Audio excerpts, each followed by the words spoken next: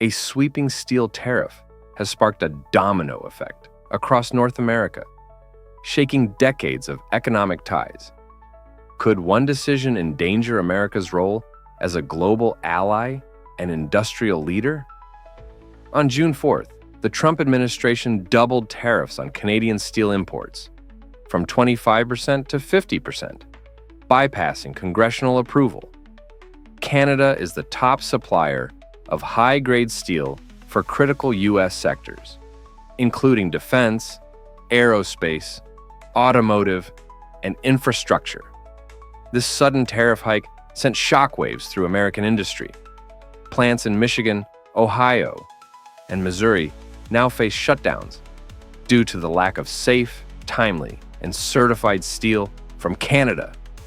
Supply chains stalled overnight, orders were canceled, contracts suspended, and prices began to climb sharply. The real cost is being felt by American workers. Thousands employed in auto manufacturing, construction, and military production face layoffs. Consumers, in turn, may see higher prices for cars, homes, and basic goods. What began as a political move is now a looming threat to job security and affordability across the country. Canadian Prime Minister Mark Carney announced a complete halt to steel exports to the U.S., wiping out 50% of Canada's steel market in America overnight. Instead, Canada is turning eastward, joining the €900 billion Rearm Europe initiative to build a new transatlantic industrial alliance. Carney declared, "We don't sell land, water, resources, or sovereignty to anyone, including the United States." Billions in U.S. defense, trade, and tech contracts once linked to Canada may now flow to European partners. This loss undercuts America's industrial dominance and sends tremors through sectors that once relied on stable North American cooperation. With fewer contracts and shrinking markets, American firms are poised to lose their competitive edge. Trump's offhand joke about Canada becoming America's 51st state drew outrage in Ottawa, where it was seen as a mockery of Canadian sovereignty. The once close-knit alliance within NAFTA and USMCA is unraveling. What used to be a stable trade partnership is now riddled with unpredictability and unilateral decisions.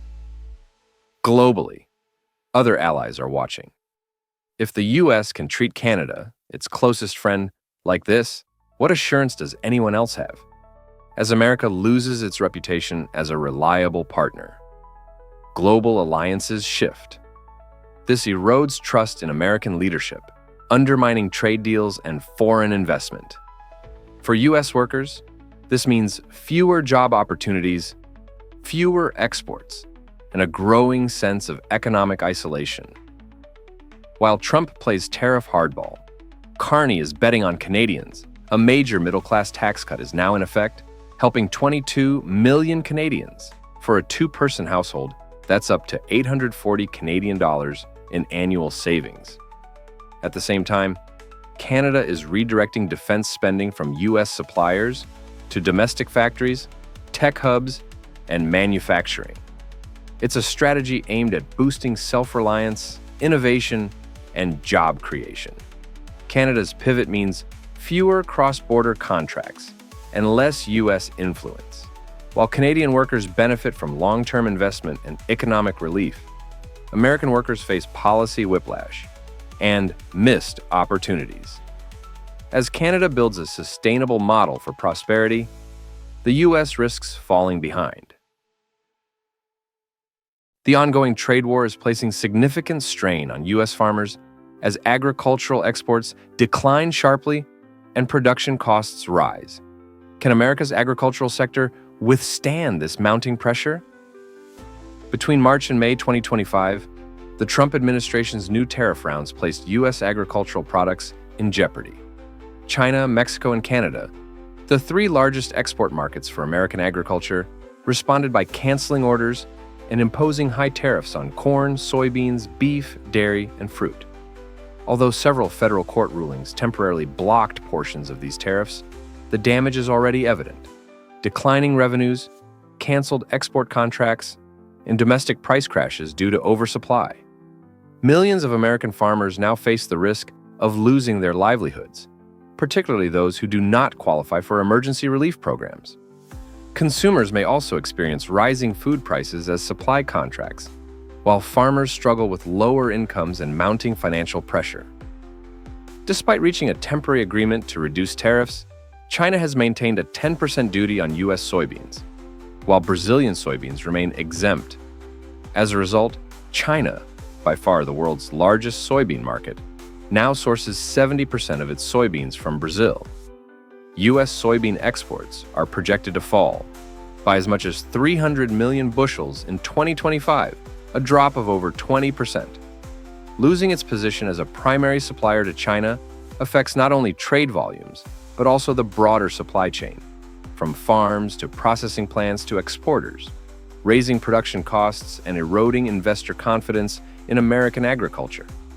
A sharp decline in soybean exports could reduce planting acreage and farmer incomes, weakening the rural economy and contributing to higher domestic food prices. Beyond crops, the livestock sector has been hit hard.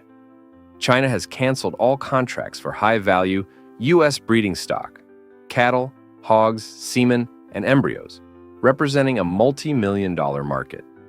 At the same time, prices for fertilizer, pesticides, and herbicides have doubled due to anti-dumping tariffs on imports from China and India. A worsening labor shortage, particularly among immigrant workers, has left many farms without harvest crews, forcing hundreds of tons of produce to ROT in the fields. The result? Significant waste and economic losses. Soaring production costs and labor shortages may lead to increased food prices, directly affecting everyday consumer expenses. As losses mount, many farmers hoped for federal assistance. However, in May 2025, the government announced a pause in agricultural support payments, along with budget cuts to rural education and climate programs specific to farming. Many producers voiced frustration that, despite complying with sustainable practices and legal export standards, they have received little support, leaving them feeling abandoned during a crisis. Major agricultural associations in the Midwest and Texas have issued a joint statement. "We don't need bailouts. We need a stable and reliable trade policy." Reducing support could diminish agricultural production, strain food supply chains, increase prices, and further undermine the rural economy.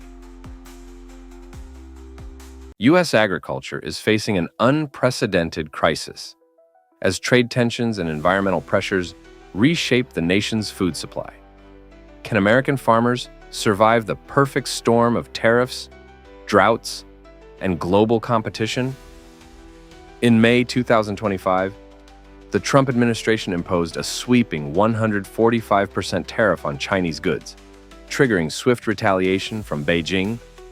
With a 125% levy on American farm products, the fallout was immediate. China canceled massive soybean and pork orders, slashing U.S. soybean exports by over 97% in just 1 week. A temporary 90-day deal eased tariffs slightly, down to 30% for the U.S. and 10% for China, but failed to restore competitiveness. Brazil and Argentina quickly captured market share, offering cheaper, untaxed goods. The sharp drop in exports disrupted domestic supply chains. Soy-based products, pork, and cereals became scarce, sending food prices soaring. Families across the country are now paying significantly more for everyday essentials, stretching grocery budgets and triggering concern about long-term food security. For low and middle-income households, these rising costs are not just inconvenient. They are forcing real sacrifices in diet, nutrition, and monthly spending priorities. Across America's heartland, the agricultural downturn is deepening. In Iowa alone, more than 500 family farms have closed in just 18 months. California has lost over 1 million acres of arable land to drought and urban water policies. In Nebraska, 28% of livestock farms are either operating at a loss or have shut down. Kansas wheat yields have dropped to their lowest level in nearly 6 decades. As production declines, the cost of staples like milk, bread, and vegetables continues to climb. With fewer local options, the U.S. is increasingly reliant on food imports, undermining national food independence. Households, especially in rural and working-class communities, are bearing the brunt of this shift, facing higher expenses and reduced access to fresh, affordable food. Small towns that once thrived on farming are now struggling with unemployment, empty storefronts, and a sense of economic insecurity. In California, Central Valley has seen over 1,200 farms shut down. Skyrocketing vegetable prices have forced a surge in imports from Mexico. In Iowa, corn production has dropped 17%. Over 500 family farms have folded. Prices for meat and grain have spiked sharply. In Texas, beef prices have surged nearly 38%. Severe drought and dry pastures have led to mass livestock sell-offs. In Nebraska, dairy costs have jumped 20 to 30%. Hundreds of farms have shuttered, disrupting meat processing supply chains. In Florida, orange output is down 65%. Abandoned groves are widespread. Orange juice prices are up dramatically. Consumers in these states are grappling with both food inflation and shortages. For lower-income families, the rising cost of produce, dairy and meat has made basic nutrition harder to afford. As local sources vanish, store shelves become more dependent on out-of-state or international supply, driving up prices even further. In some areas, food banks are reporting record demand, while grocery stores face intermittent shortages of fresh goods. For millions, the crisis is no longer distant. It's showing up at dinner tables. Widespread crisis, production cuts, rising inflation, market imbalances. Faced with financial pressures and tariff policies, German car plants have begun cutting shifts and postponing production plans. This negatively impacts employment and regional economies, posing serious challenges to the automotive sector. In the U.S., prolonged supply chain disruptions contribute to rising inflation, pushing up vehicle prices and living costs. Meanwhile, inventory imbalances, excess stock in some areas, shortages in others, create serious market distortions. These imbalances affect labor markets, transportation, and consumer confidence, making rapid industry recovery more uncertain than ever. Over 2,600 workers laid off in under 1 year. A company that once defined American agriculture is pulling back. From America itself, this isn't just about tractors. It's a sign, a warning. Is a deeper economic storm already here? Don't blink, or you might miss what comes next. When production slows, jobs vanish. In less than 12 months, John Deere has scaled down operations at key manufacturing plants across the Midwest. From Ankeny to East Moline, from Waterloo to Dubuque, regions once seen as the heart of agricultural manufacturing are now bleeding jobs. According to the Des Moines Register, 119 layoffs in Ankeny just in February 2025. 112 more in Waterloo, 80 in Davenport, over 200 workers let go at Harvester Works in the Quad Cities. Altogether, over 2,600 employees have been laid off since March 2024, and that's just in Iowa and Illinois. And yet, there's no formal announcement of a full factory shutdown. But think about it. When a production line goes silent, when orders vanish, when workers are sent home indefinitely, isn't that in effect a silent shutdown? The layoffs aren't shocking anymore. They've become the new normal. Sales plunge, farmers hold back, the chain reacts. John Deere's most recent quarterly profits dropped by half compared to last year, and 2025 projections suggest the company may lose up to $5 billion compared to $10.1 billion in 2023. Why? Because farmers simply can't afford new equipment. Soybean prices fell 24%. Wheat, down 35%. Loan interest rates, rising. Fuel and fertilizer, more expensive than ever.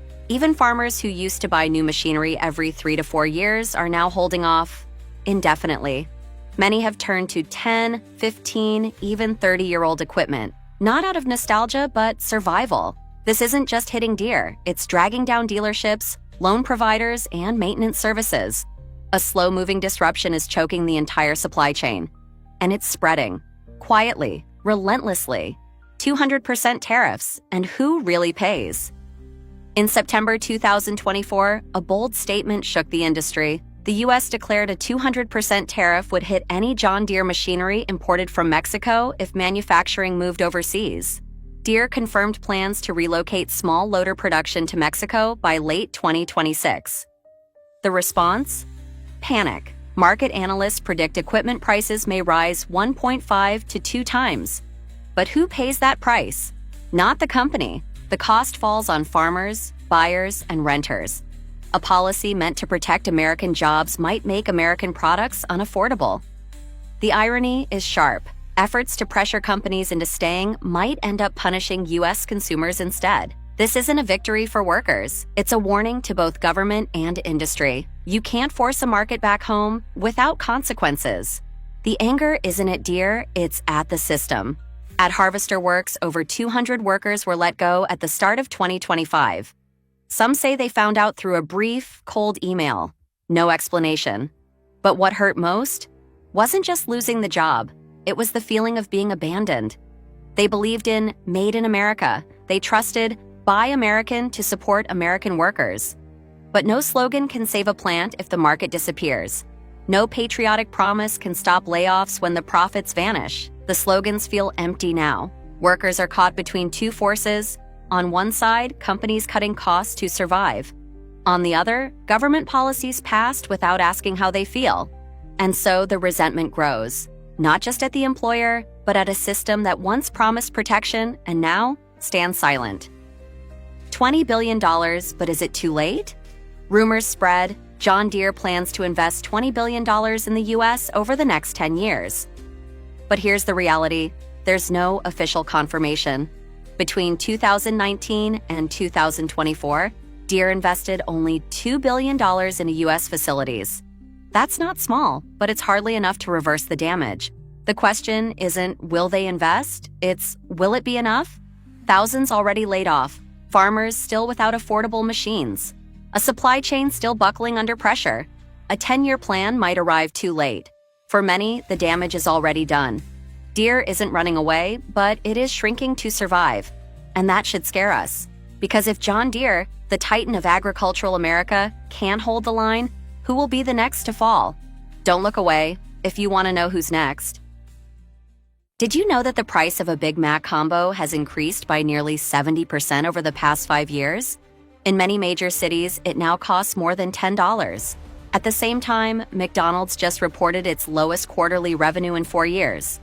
In the third quarter of 2024, McDonald's global revenue fell by 1.5%, a red flag for a company that once enjoyed steady growth. In cities like New York and Los Angeles, the price of a Big Mac combo rose from $6 in 2018 to over $10 today, nearly a 70% increase. For a family of 4, a meal at McDonald's can now cost around $35, roughly the same as eating at a sit-down restaurant. Meanwhile, minimum wages in states such as California and New York hover around $15 per hour. That means an employee has to work close to 1 hour just to afford a single McDonald's meal. These figures aren't just about economics, they directly impact the spending habits of millions of Americans, especially students and blue-collar workers. It forces them to think twice before stepping into the golden arches. McDonald's once proud $1 menu has shrunk significantly, now offering only a few small items like cookies or black coffee for $1. Portion sizes have shrunk too. Fries are about 15% smaller compared to a few years ago, yet prices rise approximately 8% every year. Customers feel they're getting less for more money, and that's damaging loyalty. Meanwhile, competitors such as Sheetz and Wawa attract customers by offering fresher, made-to-order meals at prices 10 to 20% lower than McDonald's. Consumers increasingly compare and seek real value, putting McDonald's in a tough position. This growing gap between price and perceived value is pushing many longtime customers to reconsider their options. Social media and review platforms amplify these frustrations, spreading negative word of mouth quickly. As a result, McDonald's faces an uphill battle to retain its loyal customer base in an increasingly competitive market. Surveys indicate 78% of millennials and Gen Z shoppers carefully check ingredients before buying food. Yet only about 5% of McDonald's menu items are fresh. Meanwhile, organic and plant-based food markets are growing over 20% annually. Though McDonald's removed artificial preservatives from its chicken nuggets back in 2016 and improved bread ingredients, these efforts lag behind competitors. The McPlant burger, introduced in 2022, remains limited in availability, missing a big opportunity to capture vegetarian and flexitarian consumers. Highly processed foods with long, complicated ingredient lists raise skepticism among younger customers, damaging McDonald's reputation among modern consumers. Drive-through wait times have nearly doubled, from 3.2 minutes in 2019 to 6.1 minutes in 2025. Even more concerning, 25% of orders are delivered incorrectly, missing items or containing errors, according to J.D. Power's latest survey. The McDonald's mobile app causes frustration with frequent crashes, GPS glitches, and promo codes often not working, dragging its rating down to about 3 stars. Self-service kiosks inside stores also pose problems, especially for elderly customers and people with disabilities. This results in a less user-friendly experience, a major drawback in today's tech-driven world. According to a recent Consumer Reports survey, over 60% of customers are unhappy with McDonald's restaurant design.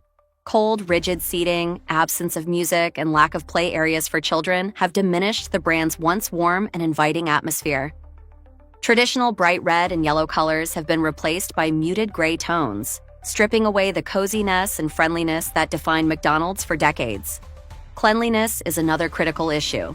40% of surveyed locations scored poorly on hygiene: dirty tables, overflowing trash bins, and inadequate restrooms. Staff members are often overworked and stressed, negatively impacting service quality and customer satisfaction. The 25% aluminum tariff by President Donald Trump has driven global aluminum prices up nearly 35%. This surge hits hard companies that depend on aluminum packaging. Coca-Cola, a century-old American icon, faces significant challenges amid this cost pressure. The aluminum tariff was introduced as a protective measure to shield the U.S. aluminum industry from what was deemed unfair competition by China and other countries. However, this policy has triggered a near 35% spike in global aluminum prices. For businesses like Coca-Cola, whose cans predominantly use imported aluminum, this means a significant increase in raw material costs. Faced with this financial pressure, Coca-Cola is caught between a rock and a hard place. They must carefully balance raising product prices to offset these rising costs, while also striving to maintain affordable prices to keep loyal customers. Reports suggest that Coca-Cola is actively considering shifting toward plastic bottles as a way to reduce the impact of these tariffs, instead of relying solely on traditional aluminum cans. However, no official statements have confirmed any plans for the company to exit the U.S. market. For now, Coca-Cola appears focused on adapting strategically to minimize losses and protect its market presence. Should Coca-Cola decide to downsize or pull back its U.S. operations, estimates indicate that over 50 manufacturing plants could shut down, directly threatening tens of thousands of jobs. This raises serious concerns given the crucial role these facilities play in production, packaging, and distribution. Beyond direct employment, millions more workers and supporting businesses in the supply chain would face indirect consequences, leading to reduced incomes and negative ripple effects on local economies. However, it's important to stress that no official confirmation has been made by Coca-Cola or labor authorities regarding exact figures. The company partners with approximately 200 bottling partners worldwide, with the majority of products sold in the U.S. manufactured domestically. The actual extent of the impact will depend on how Coca-Cola adjusts its supply chain and business strategies going forward. Coca-Cola is more than just a beverage brand. It's a cultural symbol deeply intertwined with American life for over a century. Any decision by the company to reduce its U.S. footprint or exit the market would not only cause economic loss, but also deliver a psychological blow to consumers, shaking their confidence in a national icon. The brand's emotional connection with customers means that such changes resonate far beyond financial metrics. For instance, if Coca-Cola switches packaging from cans to plastic bottles or scales back production, consumers may perceive this as a significant shift in their drinking habits and brand experience. This serves as a warning sign to other corporations about the importance of safeguarding brand value amid volatile economic policies. Coca-Cola's move could set off a domino effect, influencing other major corporations across industries such as technology, pharmaceuticals, and automotive manufacturing. The current unstable tariff environment and rising production costs are prompting many companies to rethink their manufacturing locations or investment strategies.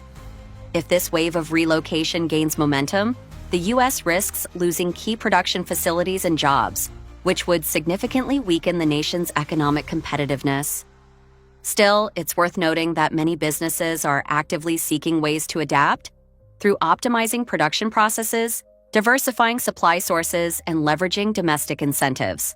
The real scale and scope of this impact remain contingent on evolving policies and economic conditions. In response to the unpredictable trade policy environment in the U.S., Coca-Cola is reportedly exploring long-term strategies to attract international capital by considering stock listings on major exchanges such as Frankfurt in Germany or Tokyo in Japan.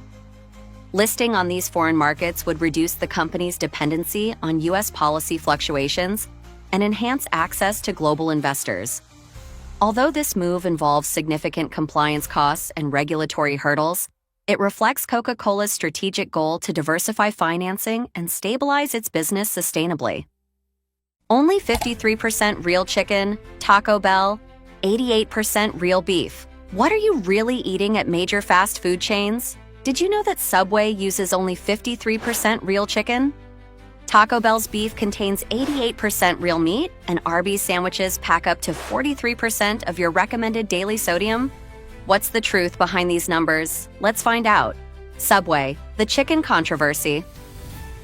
In 2017, a Canadian study suggested Pretty awkward situation for Subway. DNA tests conducted by the CBC and Trent University have found the Subway's chicken fillets are actually 53.6% chicken and the other half is soy. Something even more gross, their chicken strips only have 42.8% chicken DNA. 3 to 2025 has confirmed the initial findings. So this remains a controversial topic. Economically, this debate highlights the importance of transparency in food ingredients for consumers.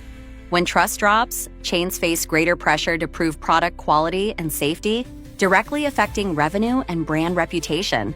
Doubts about ingredients may also shift consumer eating habits, impacting the entire supply chain.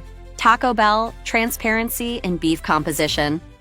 Taco Bell openly states their beef contains 88% real meat, with the rest water, seasoning, oats, and even a type of yeast from the paper industry. They emphasize USDA inspection and control. The 2011 lawsuit over their beef content ended with Taco Bell's favor, and now they provide clear ingredient info. This reflects a trend in food industry modernization, where additives maintain flavor and texture. However, it raises consumer questions about product naturalness and health effects with regular consumption. Producers must balance flavor preservation and food safety. KFC, new commitments on safety and antibiotics. KFC was once criticized for hygiene and antibiotic use in chicken farming. Since 2018, they have stopped using antibiotics in flagship agricultural academies. Tony's farm is one of the best. That's why KFC came and filmed here, so you can imagine what the rest are like. KFC needs to commit to moving away from the intensive factory farming of chickens like this and work on a kinder, more sustainable, plant-based chicken commitments. Arby's, the truth about beef and sodium. Why do people still think Arby's is just roast beef when we have 17 other sandwiches? Maybe it was because the last time you went to Arby's, you were with your grandparents, who ate exclusively roast beef every meal. Not 40% per slice, as some rumors claim. Using salt and additives helps preserve moisture and shelf life, but raises long-term health concerns if consumed often. This is a common challenge for processed foods, balancing quality, preservation, and health. consumers increasingly demand transparency and product improvement. Burger King, Real Flame, and past horse meat scandal. Burger King uses real flame grilling, producing natural smoke flavor and authentic char marks, not artificial